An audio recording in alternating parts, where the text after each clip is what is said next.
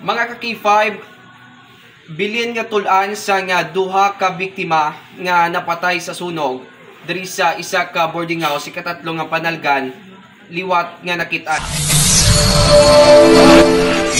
Nakita ng pila ka porsyon sang tulan sa duwa ka biktima nga napatay sa boarding house matapos nga nagluntad ang isa ka dako nga sunog sang tinalikdan nga Pebrero 18, alas 4:15 sang hapon. Ang mga tulan sang kamot kag tiil ang ginapanigihan sa duwa ka biktima nga napatay sa sunog nga Sanday Lenro sobre todo. 26 anyos, residente sa Barangay Kasalsagan, Pototan, Iloilo. Kag Renz Aguilar, 21 anyos, residente sa Concepcion, Iloilo. May baluan nga pasado alas 2 ang hapon kahapon Pebrero 22, nagbalik ang utod kag tiya ni sobre todo. Agod nga kuwaon ang nabilin nga tulaan kag ipakremate, agod nga makompleto na ang tulaan sang ila siningay mata. Samtang ginaulat na lang ang pamilya ni Aguilar, agod nga kuwaon man ang iyang nga tulaan sang porsyon sang iyang nga tiil kag kamot.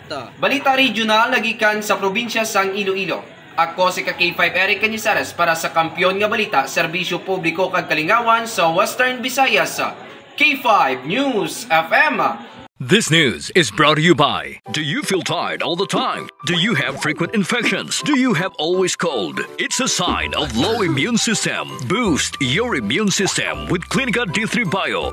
Antibacterial, natural antioxidant, immune system booster. Clinica D3 Bio has vitamin D3, lauric acid, and monolurine to fight against all viruses. Try Clinica Vitamin D3 with Coccus nocifera.